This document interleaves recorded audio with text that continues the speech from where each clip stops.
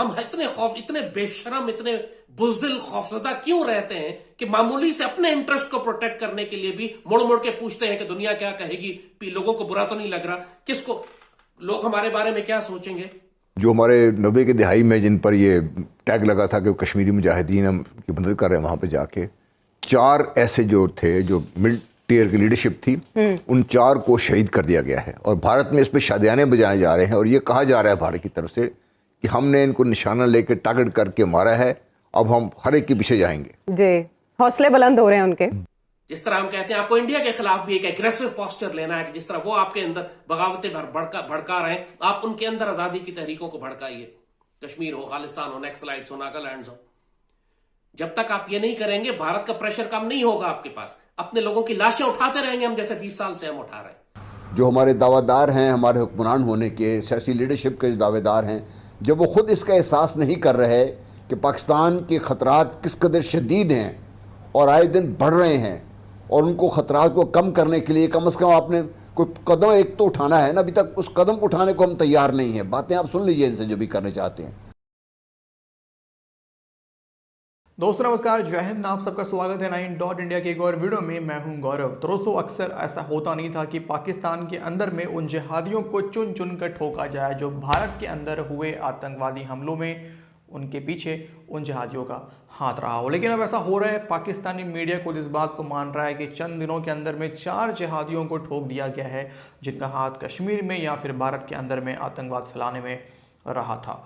अब ऐसे में पाकिस्तान जो कि आतंकवादियों के लिए स्वर्ग की तरह है, वहाँ पे उन आतंकवादियों को ठोकना अपने आप में कोई आसान कार्य तो है नहीं। बाकी हमारी फ़ौज तो ये कार्य करने में खैर माहिर है, लेकिन पाकिस्तानी मीडिया में खासा खौफ का माहौल है। और इस लिस्ट में अगला कौन है अब किसी को नहीं पता। आइए पहले देखते हैं पाकिस्तानी मीडिया में इसको लेके क्या डिस्कशन चल रहे हैं। तो फिर पाकिस्तान में आप कानून, आइन सब कुछ ख़त्म कर दें आप इसका, फिर छोड़ दें, जिसका जितना बड़ा जत्था होगा वही काम चलाएगा। इससे यही हम सोच नजर आ रहा है कि जंगल वाला कानून हम जाना चाहते हैं। देखिए, ये तो बहस चल रही है। मैं और एक बात करना चाहता हूँ यहाँ पे जी। ICB में एक बहुत बड़ा हादसा हुआ है जिसमें 9 बच्चे हमारे आज शहीद हो गए जी।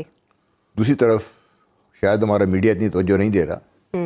2 ये जो पैरेलल चीज़ें चल रही हैं, अगर आपको याद है, म्यूनिख ओलंपिक में इजरायली एथलीट्स को मार दिया गया था जी। इजरायली इस गाँव ने पूरी दुनिया में उनको ढूंढ के टारगेट करके मारा था। उसमें उस पर फिल्म भी बनाई, बड़ा उन्हें बड़ा उनका ये क्रेडिट भी था उसका। भारत उन लाइन पे चल निकला है। क्या इस सारी सियासत में कहीं इसका जिक्र है कि पाकिस्तान में क्या हो रहा है? क्या जितनी भी सियासत आप कर लें, ये ऑडियो वीडियो, ये ब्लैकमेलिंग से बाहर निकल के जो हमारे मेन स्ट्रीम लीडरशिप है, किसने बात की है कि पाकिस्तान को इस दहशतगर्दी के इस नासूर से छुड़ाने के लिए क्या हमें करना है, क्या नहीं करना है? ये प्राइम मिनिस्टर ने बड़ा ऐलान किया था, ये ऑल पार्टी कॉन्फ्रेंस बनाने जाएंगे। एक दिन डेट हुई, फिर वो ख़त्म हो गई भाई। किसी हमारे पाकिस्तान की इस कौमी सतह की लीडरशिप के ऊपर ये किसी को एहसास है इन चीज़ों का?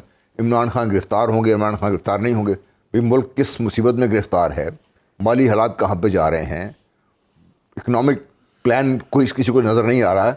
और सबसे बड़ा दुख इस बात का है कि जब भी आप आते हैं ना, मैं भी मिल के आऊँ काफ़ी सारे लोगों से ये प्राइवेट लाइफ में, इसमें मुझे किसी एक जगह पे किसी उम्मीद की जो बात करनी कि जी ऐसे ठीक हो जाएगा, नहीं वैसे ठीक हो जाएगा, ये कर लेंगे किसी एक जगह। और पाकिस्तान के सबसे वन ऑफ द बिगेस्ट जो इंडस्ट्रियल टाउन है, आपको फैसलाबाद की बात कर रहा हूँ, वहाँ पे इंडस्ट्रियल जिससे बात करें वो बेचारे रो रहे हैं, मजदूर जिससे बात करें वो बेचारे रो रहे हैं। मामलात कहीं और बिगड़े हुए हैं, हम फंस के यहाँ पे रह गए हुए हैं। खुदा के लिए इस मुल्क को सजानी कैफे से निकालिए। कैसे निकालेंगे आप इसको? अगर यही चलता रहा तो कैसे निकलेगा इसको? यानी इतना सा फैसला भी हम आजादी से नहीं कर सकते क्या कि हम जाएं और अफगान तालिबान को रिकॉग्नाइज करें, उनकी एम्बेसी खोलें इस्लामाबाद में, कहें we recognize you as a government, और आई मुआहदा करते हैं हमारा कि आपकी सरजमीन पाकिस्तान के खिलाफ नहीं इस्तेमाल होगी। दुश्मन बनाने की क्या जरूरत है? भारत ने हमारी इस कमजोरी का फायदा उठाया। अगेन, जिस तरह कश्मीर पे हम खामोश बैठे रहे, अफगान तालिबान को हमने तस्लीम नहीं किया, भारत अरबों रुपया लेके पहुंच गया काबुल में और उनको पैसा दे रहा है। जाहिर है अब भारत उनकी तनख्वाहें दे रहा है, भारत उनको फंडिंग कर रहा है, तो जाहिर है भारत के खिलाफ एक्शन वो क्यों लेंगे? आप क्या दे रहे हैं उनको? अफगान को जरूरत है पैसा, अमेरिका ने $10 अरब रोक लिए उनके, पूरी दुनिया उनको रिकॉग्नाइज नहीं कर रही है, उन्होंने जिंदा भी तो रहना है, वो क्या करेंगे जब वो देख रहे हैं कि पाकिस्तान सीरियस नहीं है उनके साथ मामलात करने में? आपको सीरियसली इंगेज करना होता है, उनके इंटरेस्ट अपने साथ बांधने होते हैं। उनको पता लगना चाहिए कि पाकिस्तान के बगैर उनका सर्वाइवल नहीं है, इंडिया के बगैर उनका सर्वाइवल है, जैसे 96 से 2001 के दरमियान था। तो आपको अब एक एग्रेसिव फॉरेन पॉलिसी लेनी है अफगान तालिबान की तरफ। हर रोज एक आईडी फटती है, हमारे अफसर जवान शहीद हो जाते हैं और हम कहते हैं जी बड़े, और हर रोज कहीं ना कहीं किसी स्ट्रेटेजिक इंस्टॉलेशन पे वो हमला करते हैं, हम कहते हैं बड़ी कामयाबी से हमारी सीटीडी ने या पुलिस ने आर्मी ने जाके क्लियर कर दिया उस इलाके को। एक ये चीज मुसलसल 20 साल से हो रही है और हुए चले जा रही है और हम कोई रिस्पॉन्स बिल्ड नहीं कर रहे हैं इसका। आपको टीटीपी को खत्म करना है, आपको बीएलए को खत्म करना है और आसान हो जाएगा उनको खत्म करना अगर अफगान तालिबान को आप रिकग्नाइज करके अपना इत्तेहादी बना लें। अफगान, जाहिर है इंडिया का प्रेशर उनके ऊपर है बहुत ज्यादा, इंडिया रिकग्नाइज करें कि इंडिया उनको बहुत भारी रकम दे रहा है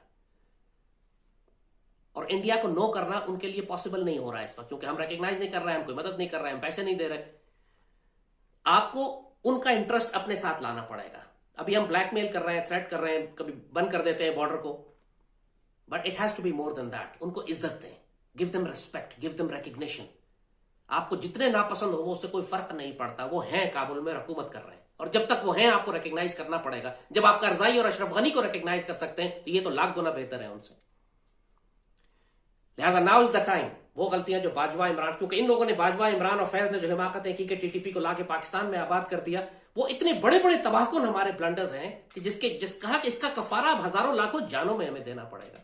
वो जो कश्मीर उनको दे दिया और खामोश बैठ गए, उसका कफारा ये होगा कि अब आपको जंग अपने शहरों में लड़नी पड़ेगी। भारत आ रहा, तो अपना प्रेशर मगरबी सरहदों से कम करने के लिए जरूरी है कि आप काबुल की हुकूमत को इत्तेहादी बनाएं, उनको रिस्पेक्ट दें, उनको रिकग्नाइज करें, आपको पसंद हो या ना। इंडिया को कौन सा पसंद है अफगान तालिबान, लेकिन वो इनसे एंगेज कर रहा है ना पाकिस्तान के खिलाफ, तो आप अपनी पसंद को साइड पे रखें, आप रिकग्नाइज करें उनको। पाकिस्तान का इंटरेस्ट यही है कि आपके पास काबुल में एक फ्रेंडली गवर्नमेंट हो जिसके साथ आप मुआहिदे करके खुल के बात कर सकें, जिस तरह हमने 96 से 2001 के दरमियान किया हुआ था। पूरी दुनिया हमारे थ्रू बात करती थी उनसे, क्योंकि हमने रिकग्नाइज किया था डिप्लोमेटिक चैनल पे। So now is the time, let's do it. वो कहते हैं जी आप तिजारत को और ट्रेड को पॉलिटिक्स से अलग रखें, ऐसा नहीं हो सकता। Afghan Taliban should also recognize this. Politics और तिजारत साथ साथ नहीं, दहशतगर्दी और तिजारत साथ साथ नहीं चलेगी। या तिजारत चलेगी या दहशतगर्दी चलेगी। आप दहशतगर्दी करवाते रहेंगे पाकिस्तान में तो हम भी सख्ती करते रहेंगे। तो आफ्टर ऑल इस भयानक पूरे मंजरनामे में हमें इस बात से आगाह होना होगा ना कि हमारे जो एग्जिस्टेंशियल थ्रेट बन रहा है ये सारी सूरत हाल, और दुनिया अगर इस पूरी सूरत हाल में हमें अल्लाह ना करे इस तरह की कैफियत में बात देखेगी तो फिर सवालात उठाएगी ना, जो कि हमारे लिए बहुत उनसे निमटना, इस कमज़ोर माशी हालत में, इस कमज़ोर अंदरूनी खलफशार में उससे निमटना हमारे लिए मुश्किल होगा ना सर। जब पाकिस्तान के अंदर से हम खुद एहसास नहीं कर रहे इस चीज़ का, जब तक खुद बहैसियत कौम हम एक ज़िम्मेदार कौम के तौर पे सामने नहीं आएंगे, और कि सबसे पहला जो होगा वो आपके कौम में इत्तेहाद की ज़रूरत है।